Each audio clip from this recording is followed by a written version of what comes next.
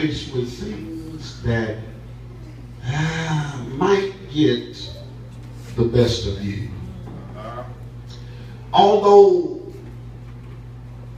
we look at today's lesson, or we read today's lesson from the 12th verse, it really begins with the first verse. But for the Bible says in the 13th verse that when Jesus heard it, what did Jesus hear? He heard that John the Baptist had been killed. Yes. He then, my brothers and sisters, went away from the place he was to a private place in a boat to an isolated situation. But when the crowd heard that Jesus had left, can I just paint the picture? When the crowd heard that Jesus had left, they packed their stuff and went with him. Listen to what I'm saying. They followed him on foot, but Jesus went in the boat. I think I needed to say that just for the sake of about 12 of y'all, because some of y'all need to think, y'all think that you have to follow Jesus a certain way. Come on, sir. Yes, sir. But we need to understand that he says, whosoever will. And we got to follow Jesus in a position of will. Yes, sir. Whatever it takes to get to God, that's what I'm willing to do. But whatever it takes to keep him close, that's what I am willing to do.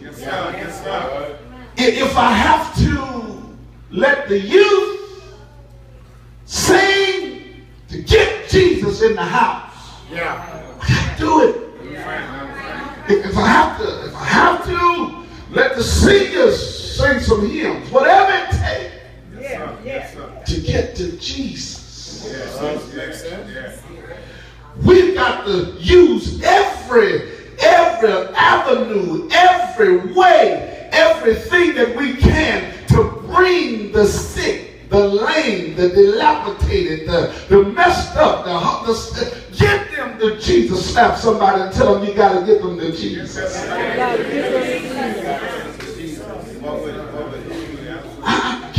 Can I just take my time? Because here's the thing.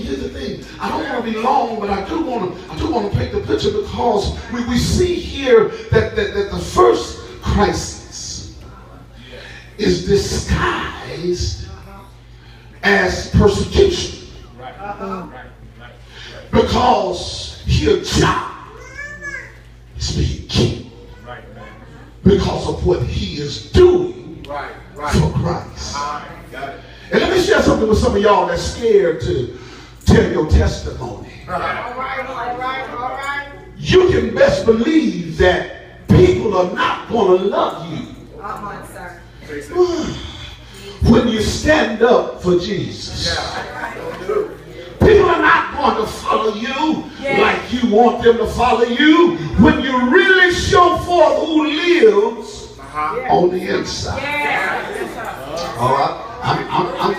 Hey, after this page, I'm going home. The first 12 verses of this chapter, they deal with the death, but the second verses deal with a dilemma that deals with the people, and you see the compassion of Jesus as he looks at them while they're going through their storm.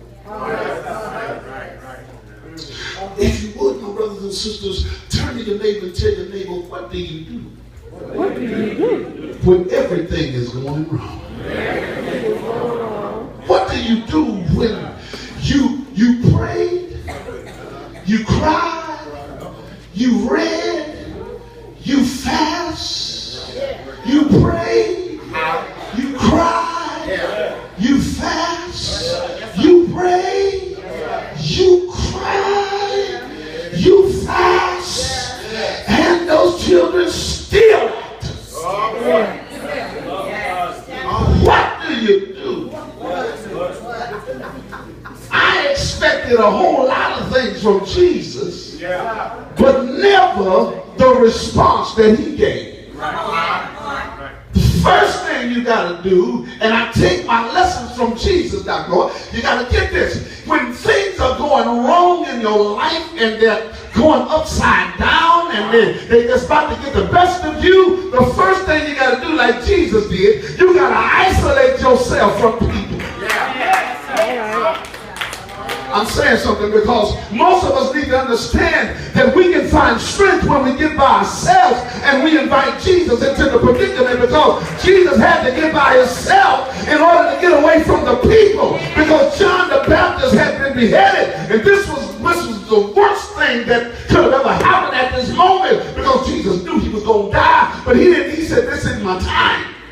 And you know, let me tell you something. When the devil is working and he gets something, he's successful, he starts with somebody else.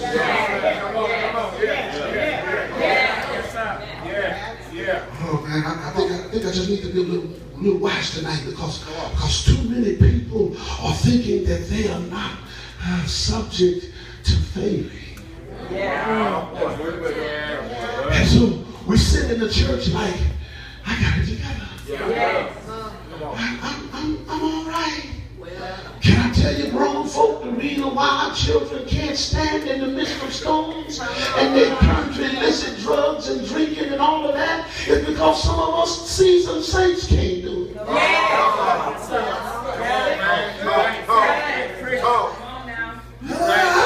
feel like preaching up in here because notice, if you will, Jesus' response was quite strange. I haven't seen Jesus confront people. I haven't seen Jesus, tell people sarcastically, you're the custom. Jesus can be real sarcastic, that. And he only did it to those folk that were just super saints. Those folk that was going to heaven and wasn't nobody else going but them. That's when he was really just, I love it when Jesus was talking, hey, you already know what's up, home. Tell me if you the Christ. You say, hey. You said, hey, man, look at this. See, some of y'all wasting too much breath trying to argue with folk, trying to tell them you say it. And sometimes all you got to do is just stand.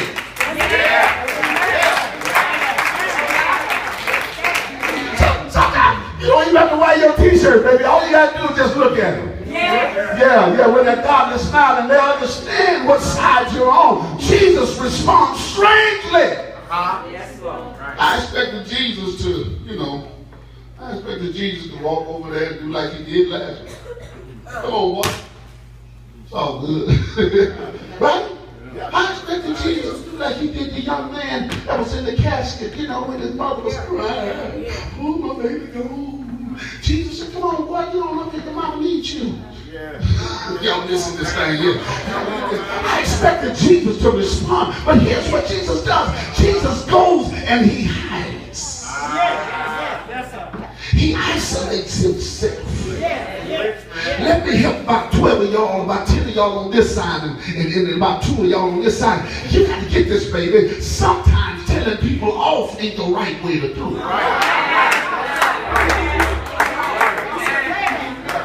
See, sometimes you just got to be quiet, because anybody knows sometimes being quiet is the best fight you got? You know what made Tyson so intimidating when he first started? It's because he wouldn't talk. That's it. That's what made him intimidating, because he never talked. He never said a word. You think I'm playing, don't you? When he started talking, that's when he started losing. And then he had to bite ears to see you. Some of y'all are fighting dirty because you talk too much. Tell your neighbor, don't run your mouth too much. Don't run your mouth too much. This is a lesson for us when we are faced with crises, when we're faced with issues, dilemmas. Rather than panic, run, we got to give it to Jesus. We got to get in seclusion with the Lord and say, Father, I stretch my hands to thee. No other help I know. If I withdraw myself from thee, where shall I go? Snap somebody and tell them, take it to Jesus. What did the four men do? The four men saw a problem, they saw a dilemma, and the first thing they did was take him to Jesus. You get sick nowadays and folks say, I I told you they was a sinner. I told you they wasn't saved. The first thing they did was they created a bed, put him on the bed, and got him to Jesus. And when they ran into their second problem, hear me real good. When they ran into their second problem, they didn't let their second problem stop their first ambition. Because I got a goal and I got a purpose. And here's the thing, saints. Don't let your position rest without a purpose. All right. And so when they had the purpose to get him to Jesus, when they ran into their second problem, they said, listen, we got to overcome this. How are we going to overcome this? We'll isolate ourselves from these people and go up on top of the roof. Look at your neighbor and tell your neighbor, when trouble comes, you got to go higher in order to go to Jesus. I need a witness up in here. Because sometimes, y'all, when you isolate yourself, you don't have time to listen to the negative voices. You don't have time to hear what somebody else's opinion is. Oh, baby, if it was me, you know, and if it really was them, they'd do the same thing you do.